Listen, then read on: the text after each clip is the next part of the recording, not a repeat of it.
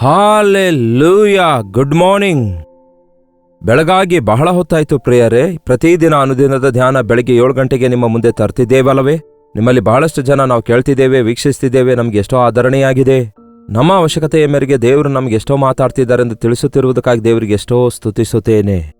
ಹೌದು ಪ್ರಿಯರೇ, ದೇವರ ವಾಕ್ಯ ಸಜೀವವಾಗಿದೆ, ನಮ್ಮ ಹೃದಯದ ಅವಶ್ಯಕತೆಗಳನ್ನೆಲ್ಲ ತೀರಿಸ್ತದೆ. ಬನ್ನಿ ಒಂದು ಚಿಕ್ಕ ಪ್ರಾರ್ಥನೆಯೊಂದಿಗೆ ಈ ದಿನ ವಾಕ್ಯ ಧ್ಯಾನಿಸೋಣ. ಪರಿಶುದ್ಧ ದೇವರೇ, ನಿಮಗೆ ವಂದನೆಗಳು. ಮತ್ತೊಂದು ದಿನ ಕೊಟ್ಟಿದ್ದೀರಿ, ಮತ್ತೊಮ್ಮೆ ನಮ್ಮೊಂದಿಗೆ ಮಾತಾಡಿರೆಂದು ಕ್ರಿಸ್ತನ ನಾಮದಲ್ಲಿ ಬೇಡುತ್ತೇನೆ ತಂದೆಯೇ, ಆಮೇನ್. ಹೇಗಿದ್ದೀರಿ ಪ್ರಿಯರೇ? ಕಳೆದ ರಾತ್ರಿ ಚೆನ್ನಾಗಿ ನಿದ್ದೆ ಮಾಡಿದ್ದೀರಾ? ನಿಮಗೆ ಪ್ರಿಯರೇ ಕೇಳ್ತಿರೋದು, ಚೆನ್ನಾಗಿ ಸುಖವಾಗಿ ಪ್ರಶಾಂತವಾಗಿ ಮಲಗಿದ್ದೀರಾ ಏನಂದ್ರಿ? ಸರಿಯಾಗಿ ನಿದ್ದೆ ಮಾಡಲಿಲ್ಲವೋ? ಯಾಕೆ? ಎದಕ್ಕಾಗಿ? ಬಾಧೆಗಳು, ಆಲೋಚನೆಗಳು. ಏನಾಗಿವೆ ನಿಮ್ಮ ಆಲೋಚನೆಗಳಲ್ಲಿನ ಮುಖ್ಯವಾದ ವಿಷಯಗಳು? ಬಹಳಷ್ಟು ಜನರ ಆಲೋಚನೆಗಳಲ್ಲಿ ಈ ದಿನ ಮುಖ್ಯವಾಗಿರುವ ವಿಷಯವೇನೆಂದರೆ ದೇವರಲ್ಲ, ಯೇಸುವಲ್ಲ, ದುಡ್ಡು. ದುಡ್ಡು ದುಡ್ಡು ಹೇಗೆ ಸಂಪಾದಿಸಬೇಕು, ದುಡ್ಡು ಹೇಗೆ ಖರ್ಚು ಮಾಡಬೇಕು. ನೋಡಿ ಪ್ರಿಯರೇ, ಈ ದುಡ್ಡು ಒಳ್ಳೆ ಕೆಲಸಗಾರನಾಗಿದ್ದಾನೆ, ಬಟ್ ಬಹಳ ಕೆಟ್ಟ ಯಜಮಾನಾಗಿದ್ದಾನೆ. ದುಡ್ಡನ್ನು ಆಳಿನ ಹಾಗೆ ಬಳಸಿದ್ರೆ ನಮಗೇನ್ ಬೇಕೋ ಅದನ್ನು ಮಾಡಿಡ್ತಾನೆ. ಆದರೆ ದುಡ್ಡೇನಾದರೂ ತಂದು ತಲೆ ಮೇಲೆ ಇಟ್ಕೊಂಡ್ರೆ ನಮ್ಮನ್ನು ಗುಲಾಮರನ್ನಾಗಿ ಮಾಡ್ತಾನೆ. ಅದಕ್ಕೆ ಬೈಬಲ್ ಹೇಳ್ತದೆ, ಹಣದ ಆಸೆಯು ಎಲ್ಲಾ ವಿಧವಾದ ಕೆಟ್ಟತನಕ್ಕೆ ಮೂಲವಾಗಿದೆ ಎಂದು. ಈ ದಿನ ಗಮನಿಸುವುದಾದರೆ ಬಹಳಷ್ಟು ಜನರ ಮನಸ್ಸಿನಲ್ಲಿ ಸಮಾಧಾನ ಇಲ್ಲದಕ್ಕಾಗಿ, ಜಗಳ ಉಂಟಾಡುವುದಕ್ಕಾಗಿ, ಹಾಗೂ ದಿಗುಲಿನಿಂದ ಇರುವುದಕ್ಕಾಗಿ, ಹಾಗೂ ಭಯದಿಂದ ಇರುವುದಕ್ಕಾಗಿ, ಇದೆಲ್ಲದಕ್ಕೆ ಮೂಲ ಕಾರಣ ಹಣವೇ ಆಗಿದೆ, ಆಸ್ತಿ. ಹೌದಲ್ಲವೇ? ಬಹಳಷ್ಟು ಜನ ಆ ದುಡ್ಡಿನ ವಿಷಯವಾಗಿಯೇ ಮಾತಾಡುತ್ತಾರೆ, ದುಡ್ಡಿನ ಬಗ್ಗೆ ಮಾತಾಡ್ತಾರೆ.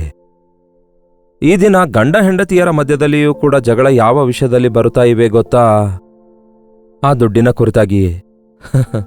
ಎಷ್ಟೋ ಜನ ಗಂಡ ಹೆಂಡತಿಯರು ದುಡ್ಡಿಗಾಗಿಯೇ ಹೊಡೆದಾಡ್ತಿದ್ದಾರೆ. ಇದು ನನ್ನ ಸಂಬಳ, ಅದು ನಿನ್ನ ಸಂಬಳ, ಇದು ನನ್ನ ತಂದೆ ತಾಯಿ ಕೊಟ್ಟಿರುವ ಹಣ, ಹೀಗೇನೇನೋ ಹೇಳ್ತಾರೆ. ಕುಟುಂಬದಲ್ಲಿನ ಜಗಳಗಳಿಗೆ ಕಾರಣ, ಅಣ್ಣ ತಮ್ಮಂದಿರ ಜಗಳಗಳಿಗೆ ಕಾರಣ ದುಡ್ಡೇ.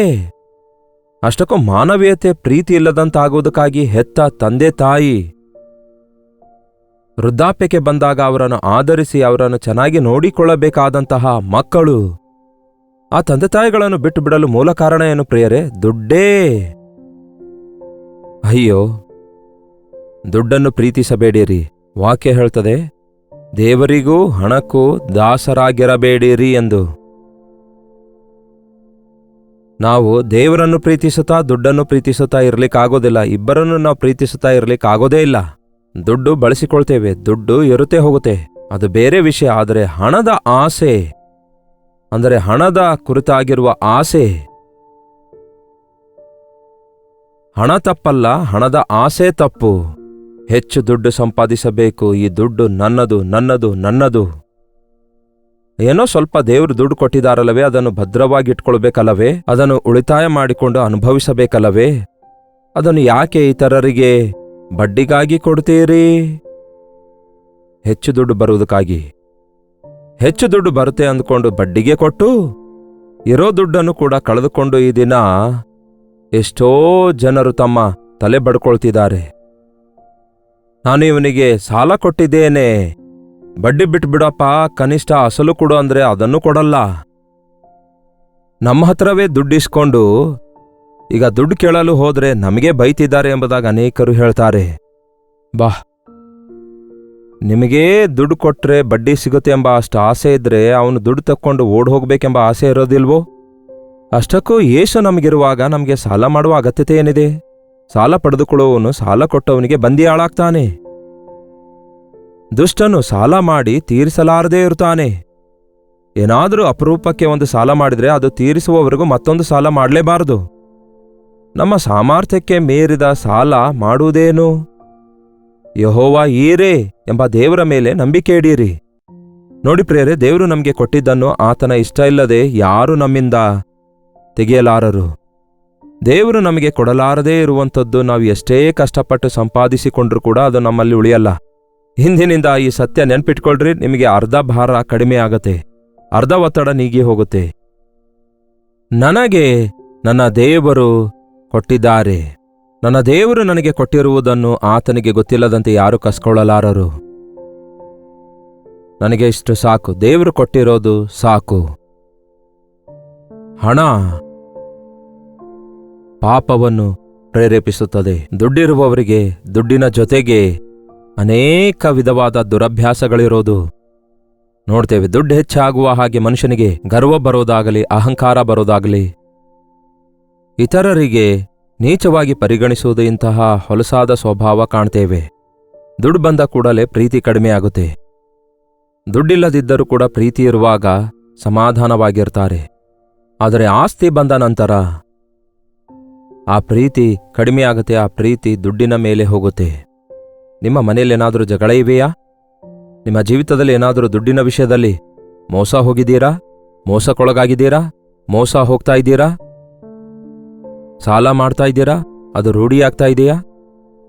ಈ ದಿನ ದೇವರೊಂದಿಗೆ ಒಂದು ತೀರ್ಮಾನ ಮಾಡಿಕೊಳ್ಳಿರಿ. ಕೆಲವು ವಚನ ಓದುತ್ತೇನೆ ಕೇಳಿ. 1 ತಿಮೋಥಿ 6ನೇ ಅಧ್ಯಾಯದ 7ನೇ ವಚನ. ನಾವು ಲೋಕದೊಳಗೆ ಏನೂ ತಕ್ಕೊಂಡು ಬರಲಿಲ್ಲವಷ್ಟೇ, ಅದರೊಳಗಿಂದ ಏನೂ ತಕ್ಕೊಂಡು ಹೋಗಲಾರೆವು. ನಮಗೆ ಅನ್ನ ವಸ್ತ್ರಗಳಿದ್ದರೆ ಸಾಕು, ಅವುಗಳಲ್ಲಿಯೇ ತೃಪ್ತರಾಗಿರೋಣ.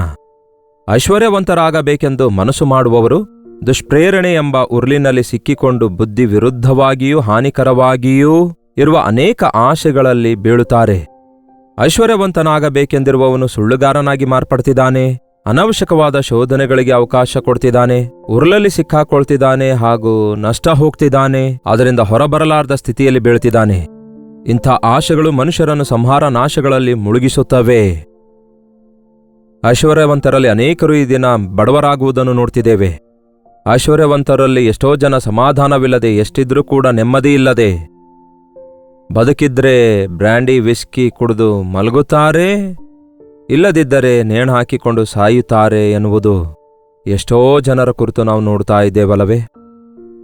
ಒಂದು ಸ್ಥಾನಕ್ಕೆ ನೀವು ರೂಢಿ ಮಾಡಿಕೊಂಡು ಆನಂತರ ನೀವು ತಗ್ಗಿಸಿಕೊಳ್ಳಬೇಕಾದಾಗ ಹಾಗೆ ತಗ್ಗಿಸಿಕೊಳ್ಳಲಿಕ್ಕಾಗದೆ, ಆ ನಾಚಿಕೆ ಅವಮಾನವನ್ನು ತಾಳಲಿಕ್ಕಾಗದೆ, ದುಡ್ಡು ಕಳೆದು ಹೋದ ನಂತರ ಮನುಷ್ಯರು ತಮ್ಮ ಬದುಕೆ ವೇಸ್ಟ್ ಮಾಡಿಕೊಳ್ತಿದ್ದಾರೆ.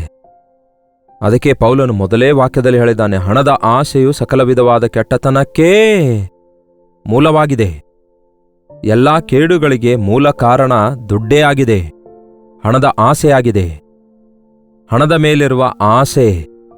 ಕೆಲವರು ಅದಕ್ಕಾಗಿ ಆತುರಪಟ್ಟು ಅದರಿಂದ ಕ್ರಿಸ್ತನಂಬಿಕೆಯನ್ನು ಬಿಟ್ಟು ಅಲೆದಾಡಿ ಅನೇಕ ವೇದನೆಗಳಿಂದ ತಮ್ಮನ್ನು ತೀವಿಸಿಕೊಳ್ಳುತ್ತಾರೆ. ಕೆಲವರು ದುಡ್ಡನ್ನು ಆಶಿಸಿ ತಮ್ಮ ನಂಬಿಕೆಯನ್ನು ಕಳೆದುಕೊಳ್ಳುತ್ತಾ ಇದ್ದಾರೆ. ಪ್ರಾರ್ಥನೆ ಮಾಡಲ್ಲ, ದುಡ್ಡಿನಿಂದಲೇ ಎಲ್ಲ ಕೆಲಸ ಮಾಡಿಕೊಳ್ತೇನೆ ಅನ್ನುತ್ತಾರಲ್ಲವೇ? ನಾನಾ ವಿಧವಾದ ಬಾಧೆಗಳಿಂದ ತಮ್ಮನ್ನು ತಾವು ತೀವಿಸಿಕೊಳ್ಳುತ್ತಾರೆ. ನಿಮಗೆ ಯಾರು ಹಾನಿ ಮಾಡುವ ಅವಶ್ಯಕತೆ ಇಲ್ಲ. ಈ ದುಡ್ಡೇ ನಿಮಗೆ ನಿದ್ದೆ ಬರದಂತೆ ಮಾಡ್ತದೆ. ಇದೇ ವಿಷಯದಲ್ಲಿ ಮಹಾಜ್ಞಾನಿಯಾದ ಸೊಲೊಮೋನನು ಕೂಡ ಏನು ಹೇಳಿದ್ದಾನೆ ನೋಡಿ. ಪ್ರಸಂಗಿ 5ನೇ ಅಧ್ಯಾಯ 10ನೇ ವಚನದಲ್ಲಿ. ಪ್ರಸಂಗಿ 5:10. ದ್ರವ್ಯವನ್ನು ಅಪೇಕ್ಷಿಸುವವನಿಗೆ ಆ ದ್ರವ್ಯದಿಂದ ಎಷ್ಟು ತೃಪ್ತಿಯಾಗದು. ದುಡ್ಡಿಗೆ ಒಂದು ಲಿಮಿಟ್ ಇಲ್ಲ. ಎಷ್ಟಿದ್ರೂ ಕೂಡ ಇನ್ನೂ ಬೇಕು, ಇನ್ನೂ ಬೇಕು, ಇನ್ನೂ ಬೇಕು. ಮಲ್ಟಿ ಮಿಲಿನಿಯರ್ಸ್ ಕೂಡ ಇನ್ನೂ ಹೆಚ್ಚು ದುಡ್ಡು ಸಂಪಾದಿಸಬೇಕೆಂದು ಬಯಸ್ತಾರೆ. ಇಷ್ಟು ದುಡ್ಡಿದ್ರೆ ನಮಗೆ ಸಾಕಾಗುತ್ತೆ ಎಂದು ಯೋಚಿಸಿ ದುಡ್ಡಿಗಾಗಿ ಫುಲ್ ಸ್ಟಾಪ್ ಅವರು ಹಾಕೋದಿಲ್ಲ. ಹಣದ ಆಸೆ ಇರುವವನು ಅದರಲ್ಲೇ ಉರುಳಾಡ್ತಾ ಇರ್ತಾನೆ. ಇನ್ನು ಅದಕ್ಕೋಸ್ಕರವೇ ನಿದ್ದೆ ಆಹಾರ ಬಿಟ್ಟು ಕೆಲಸ ಮಾಡ್ತಾನೆ. ನೀವು ಆಹಾರ ತೆಗೆದುಕೊಳ್ಳದೆ, ನಿದ್ದೆ ಮಾಡದೆ, ವಿಶ್ರಾಂತಿ ತೆಗೆದುಕೊಳ್ಳದೆ, ಕುಟುಂಬದೊಂದಿಗೆ ಸಮಯ ಕಳೆಯದೆ ಸಂಪಾದಿಸಿದ ದುಡ್ಡು ಯಾರಿಗೆ ಬೇಕು ಪ್ರಿಯರೇ? ಆ ದುಡ್ಡಿನಿಂದ ಮಕ್ಕಳನ್ನು ಬೆಳೆಸುವುದಾದ್ರೆ ಆ ದುಡ್ಡಿನಿಂದಲೇ ಮಕ್ಕಳು ಬೆಳೆದು ನಿಮ್ಮನ್ನೇ ಬಿಟ್ಟು ಹೋಗ್ತಿದ್ದಾರಲ್ಲವೇ? ಮಕ್ಕಳಿಗೆ ನಾವು ಕಲಿಸಿಕೊಡಬೇಕಾದದ್ದು ಪ್ರೀತಿ, ಅನುರಾಗ ಹಾಗೂ ದೇವರ ಭಕ್ತಿ. ನೀವು ದೇವರಿಗೆ ಕೊಡಬೇಕಾದ ಸಮಯವನ್ನು ದುಡ್ಡು ಸಂಪಾದಿಸುವುದರಲ್ಲಿ ವೆಚ್ಚ ಮಾಡುವುದಾದ್ರೆ ಕೊನೆಗೆ ಏನೂ ಇಲ್ಲದವರಾಗಿ ತೂತಿರುವ ಚೀಲದೊಳಗಡೆ ದುಡ್ಡು ಹಾಕಿದವರಾಗಿರ್ತೀರಿ. ಅದರಿಂದ ಪ್ರಯೋಜನವೇನಿದೆ? ಮೊದಲು ದೇವರ ರಾಜ್ಯವನ್ನು, ನೀತಿಯನ್ನು ಹುಡುಕಿರಿ, ಆಗ ಇದೆಲ್ಲ ನಿಮಗೆ ಕೊಡ್ತೇನೆಂದು ಯೇಸು ಹೇಳಿದಾರಲ್ಲವೇ? ಹಾಗಾಗಿ ದ್ರವ್ಯವನ್ನು ಅಪೇಕ್ಷಿಸುವವನಿಗೆ ಅದರಲ್ಲಿ ತೃಪ್ತಿಯಾಗದು. ಸಮೃದ್ಧಿಯನ್ನು ಬಯಸುತ್ತಲೇ ಇರುವವನಿಗೆ ಆದಾಯವೆಷ್ಟಿದ್ದರೂ ಸಾಲದು. ಇದೂ ಸಹ ವ್ಯರ್ಥ. ಆಸ್ತಿ ಹೆಚ್ಚಿದರೆ ಅದನ್ನು ಅನುಭವಿಸುವವರ ಸಂಖ್ಯೆಯೂ ಹೆಚ್ಚುವುದು. ಆಸ್ತಿ ಹೆಚ್ಚಾಗಿ ಒಂದು ದೊಡ್ಡ ಬಿಲ್ಡಿಂಗ್ ಇಟ್ಕೊಂಡ್ರೆ ಅಷ್ಟೇ ಕೆಲಸದವರನ್ನು ಕೂಡ ಇಟ್ಕೊಳ್ಬೇಕು, ಹೌದಲ್ಲವೇ? ಇನ್ನೂ ದೊಡ್ಡ ಬಿಲ್ಡಿಂಗ್ ಕಟ್ಕೊಂಡ್ರೆ ಅಷ್ಟೇ ಸೆಕ್ಯೂರಿಟಿ ಗಾರ್ಡ್ ಇಟ್ಕೊಳ್ಬೇಕು, ಮನೆಗೆ ಅಷ್ಟು ಲೈಟ್ಸ್ ಹಾಕಬೇಕು, ಅಷ್ಟು ಕರೆಂಟ್ ಬಿಲ್ ಕಟ್ಟಬೇಕು. ಒಮ್ಮೆ ಆಲೋಚಿಸಿ. ಆಸ್ತಿ ಹೆಚ್ಚಾದ್ರೆ ಅದನ್ನು ಅನುಭವಿಸೋರು ಹೆಚ್ಚಾಗ್ತಾರೆ, ಅದರ ಬಿಲ್ ಕೂಡ ಹೆಚ್ಚಾಗುತ್ತೆ. ಅಂದ್ರೆ ಅದರ ಖರ್ಚು ಹೆಚ್ಚಾಗುತ್ತೆ. ಸಂಪಾದನೆ ಹೆಚ್ಚಾಗುತ್ತಿದ್ದ ಹಾಗೆ ಖರ್ಚು ಕೂಡ ಹೆಚ್ಚಾಗುತ್ತೆ. ಎಲ್ಲಿ ಉಳಿತಾಯ ಆಗುತ್ತೆ ಹೇಳಿ? ಎಷ್ಟು ಎತ್ತರ ಗಿಡ ಇರುತ್ತೋ ಅಷ್ಟು ದೊಡ್ಡ ಗಾಳಿ. ಯಾಕೆ ಸುಮ್ಮನೆ ಇರುವುದರೊಂದಿಗೆ ಸಂತೃಪ್ತರಾಗಿರದೆ ಏನೋ ಪ್ರಯಾಸಪಟ್ಟು ಏನೋ ಸಂಪಾದಿಸೋಣ ಅಂದುಕೊಳ್ಳೋದಕ್ಕಿಂತ ಇರೋದ್ರಲ್ಲೇ ತೃಪ್ತರಾಗಿರಬೇಕಲ್ಲವೇ? ಅದೇ ವಾಕ್ಯ ಹೇಳ್ತಿರೋದು. ದೊರಕಲಾರದವುಗಳಿಗಾಗಿ ಯಾಕೆ ಪ್ರಯಾಸ ಪಡ್ತೀರಿ? ನೋಡಿ ಪ್ರಿಯರೇ, ಬಗೆ ಬಗೆಯಾಗಿ ಬಯಸುವುದಕ್ಕಿಂತ ಕಣ್ಣೆದುರಿರುವುದನ್ನು ಅನುಭವಿಸುವುದೇ ಲೇಸು. ಏನೇನೋ ಊಹಿಸಿಕೊಂಡು ಏನೇನೋ ಮಾಡ್ತೇನೆಂದು ಆ ಕಡೆ ಈ ಕಡೆ ತಿರುಗಾಡಿ ಅಲೆದಾಡುವುದಕ್ಕಿಂತ ಇರುವುದರಲ್ಲೇ ತೃಪ್ತರಾಗಿ ದೇವರನ್ನು ಸ್ತುತಿಸುತ್ತಾ ಅದನ್ನು ಅನುಭವಿಸುವುದು ಮೇಲು. ಸೊತ್ತು ಹೆಚ್ಚಿದರೆ ಅನುಭವಿಸುವವರ ಸಂಖ್ಯೆಯೂ ಹೆಚ್ಚು. ಅದನ್ನು ಕಣ್ಣಿನಿಂದ ನೋಡುವುದೇ ಹೊರತು ಯಜಮಾನನಿಗೆ ಇನ್ಯಾವ ಲಾಭವೂ ಇಲ್ಲ. ಕಷ್ಟಪಟ್ಟು ದುಡಿಯುವವನು ಸ್ವಲ್ಪವೇ ಉಣ್ಣಲಿ ಹೆಚ್ಚೇ ಉಣ್ಣಲಿ ಹಾಯಾಗಿ ನಿದ್ರಿಸುವನು. ಆದರೆ ಐಶ್ವರ್ಯವಂತನ ಸಮೃದ್ಧಿಯೋ ಅವನಿಗೆ ನಿದ್ರೆ ಬರಲಿಸದು. ಯಾವ ಕಳ್ಳನು ಬರುತ್ತಾನೋ, ಯಾವ ಲೂಟಿ ಆಗ್ತದೋ, ಯಾರು ಕಳ್ಳತನ ಮಾಡ್ತಾರೋ, ಯಾರು ಬಂದು ಕದಿಯುತ್ತಾರೋ, ಯಾರು ನನಗೆ ಹಾನಿ ಮಾಡುತ್ತಾರೋ, ಎಲ್ಲಿ ನನ್ನನ್ನು ಸಾಯಿಸಿ ನನ್ನ ದುಡ್ಡೆಲ್ಲ ದೋಚಿಕೊಳ್ತಾರೇನೋ ಎಂದು ಭಯಪಡ್ತಾರೆ. ಅದೇ ಅಲ್ಲವೋ ಈ ದಿನ ಪ್ರಪಂಚದಲ್ಲೆಲ್ಲ ನಡೆಯುತ್ತಿರೋದು. ನಿಜವಾದ ಜೀವಿತ ಹೊಟ್ಟೆ ತುಂಬ ಊಟ ಮಾಡಿ ಕಣ್ತುಂಬ ನಿದ್ರೆ ಮಾಡಿದ್ರೆ ಅಷ್ಟೇ ಸಾಕಂತೆ ಪ್ರೇರೆ. ಇರೋದ್ರಲ್ಲಿ ತೃಪ್ತರಾಗಿರಬೇಕು. ತೃಪ್ತಿ ಈ ಹೊತ್ತಿಗೆ ಇಷ್ಟು ಸಾಕು, ಈ ದಿನಕ್ಕೆ ಇಷ್ಟು ಸಾಕು. ಆ ಒಂದು ಸಂತುಷ್ಟಿ ಸಹಿತವಾದ ಭಕ್ತಿ ಇಲ್ಲದಂಥವರು ಇನ್ನೂ ಇನ್ನೂ ಇನ್ನೂ ಬೇಕು ಎಂದು ಆತುರ ಪಡುತ್ತಾರೆ. ದೇವರಲ್ಲಿ ನಂಬಿಕೆ ಇಟ್ಟಂಥವನು, ದೇವರ ಸಹಾಯ ಪಡೆಯುವಂಥವನು ತೃಪ್ತಿ ಹೊಂದುತ್ತಾನೆ.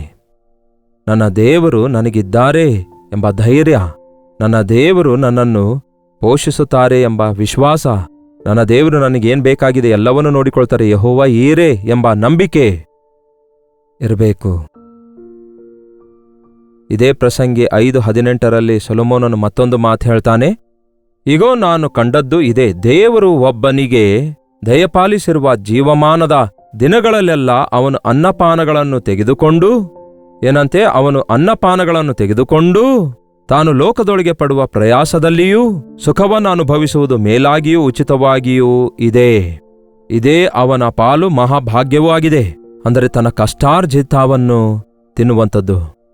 ಹೌದಲ್ಲವೇ? ನೀವು ಬಡವರಿಗೆ ನೋಡಿರಿ, ಅವರಿಗೆ ಅನವಶ್ಯಕವಾದ BP, ಶುಗರ್ಸ್ ಇವ್ಯಾವುದೂ ಇರಲ್ಲ.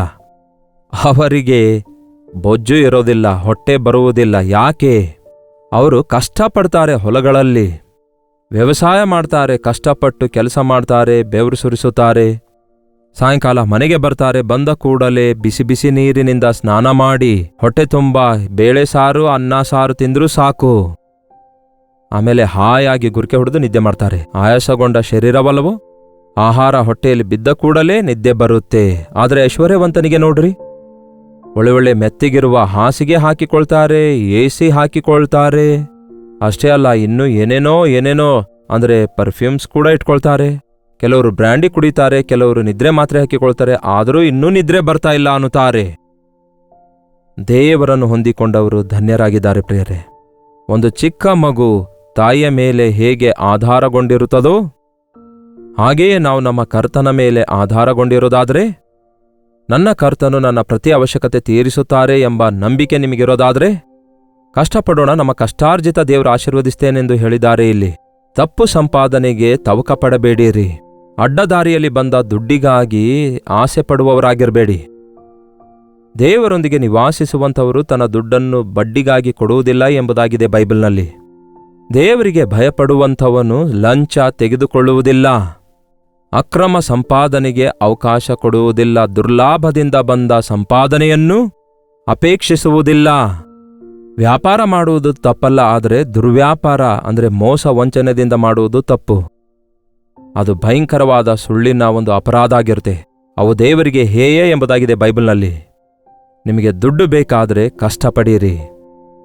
ನಿಮ್ಮ ಕಷ್ಟಾರ್ಜಿತ 100 ರೂಪಾಯಿ ಆಗಿರಲಿ, 1000 ರೂಪಾಯಿ ಆಗಿರಲಿ, ದೇವರು ಆಶೀರ್ವದಿಸ್ತಾರೆ.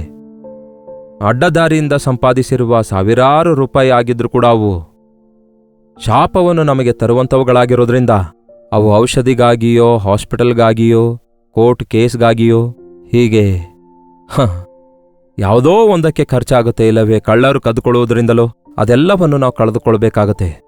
ಇಂದಿನಿಂದ ದುಡ್ಡಿಗಾಗಿ ಚಿಂತಿಸಬೇಡಿ, ದುಡ್ಡುಗೋಸ್ಕರ ಚಿಂತಿಸಬೇಡಿ, ದುಡ್ಡು ಆಶಿಸಬೇಡಿ. ದುಡ್ಡು ದೇವರು ಕೊಡ್ತಾರೆ, ಅದನ್ನು ಬಳಸ್ರಿ. ದುಡ್ಡು, ಛೀ, ತಿಪ್ಪೆ, ಹೊಲಸು, ಅದಕ್ಕಾಗಿ ನಾನು ಆಶಿಸೋದಿಲ್ಲ, ಅದಕ್ಕಾಗಿ ನಾನು ಪ್ರಯಾಸ ಪಡಲ್ಲ ಎಂದು ಹೇಳಿದ್ದಾರೆ ಒಬ್ಬ ದೊಡ್ಡ ದೈವಸೇವಕರು. ಆಂಗ್ಲ ದೇಶದ ಅಪೊಸ್ತಲರೆಂದು ಕರೆಯಲ್ಪಟ್ಟ ಜಾನ್ ವೆಸ್ಲಿ ಅವರು. ಅವರು ಯಾವತ್ತೂ ತಮ್ಮ ಜೀವಿತದಲ್ಲಿ ದುಡ್ಡನ್ನು ಅವರು ಪ್ರೀತಿ ಮಾಡಿಲ್ಲ. ಆದರೆ ಮುಂದೆ ನೋಡುವುದಾದರೆ ಎಷ್ಟೋ ಸಾವಿರಾರು ಡಾಲರ್ಸ್ಗಳನ್ನು ಅವರು ತಮ್ಮ ಸೇವೆಯಲ್ಲಿ ಖರ್ಚು ಮಾಡಿರುವುದನ್ನು ನೋಡ್ತೇವೆ. ದೇವರು ಅವರಿಗೆ ದುಡ್ಡು ಕೊಡ್ತಾರೆ ಸೇವೆಗಾಗಿ, ಆ ದುಡ್ಡನ್ನೆಲ್ಲ ಅವರು ಸೇವೆಗಾಗಿ ಖರ್ಚು ಮಾಡ್ತಾರೆ. ಅದನ್ನು ಉಳಿಸಿಕೊಳ್ಳಲಿಲ್ಲ, ಅದನ್ನು ಮುಚ್ಚಿಟ್ಕೊಳ್ಳಲಿಲ್ಲ.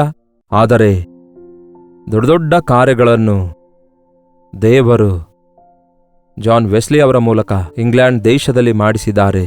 ಈ ದಿನ ನಿಮ್ಮ ಕಷ್ಟಾರ್ಜಿತ ಸ್ವಲ್ಪವಾಗಿದ್ರೂ ಕೂಡ ಕರ್ತನ ಕೈಯಲ್ಲಿಟ್ಟು ಪ್ರಾರ್ಥಿಸಿರಿ. ನಾಳೆಯ ಕುರಿತಾಗಿ ಚಿಂತಿಸಬೇಡಿರಿ. ದೇವರು ನಿಮ್ಮನ್ನು ಆಶೀರ್ವದಿಸ್ತಾರೆ, ನಿಮ್ಮ ಪ್ರತಿಯೊಂದು ಅವಶ್ಯಕತೆ ತೀರಿಸುತ್ತಾರೆ.